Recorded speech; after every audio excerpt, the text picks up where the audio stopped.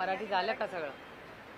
ताई, शहाडमध्ये सुद्धा जे आहे ते शिंदे आणि भाजपच्या गटामध्ये राडा पाहायला मिळालाय. निवडणुकीच्या तोंडावरती म्हणजे महायुतीच्या कार्यकर्त्यांमध्ये हा राडा पाहायला मिळतो. कसं वाटतं? एक तर बघ, मला तो शब्दच ऑब्जेक्शनल आहे. एकतर म्हणजे मी तो शब्द वापरतच नाही एकतर.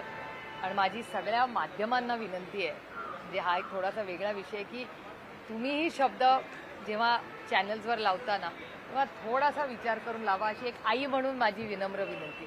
माझी भाषा ही फक्त दूरदर्शन आणि times of India, Maharashtra times, Loksatta वाचून माझी सुधारली. आमच्यावर असे संस्कार झाले की वाचन करा म्हणजे भाषा चांगली येते.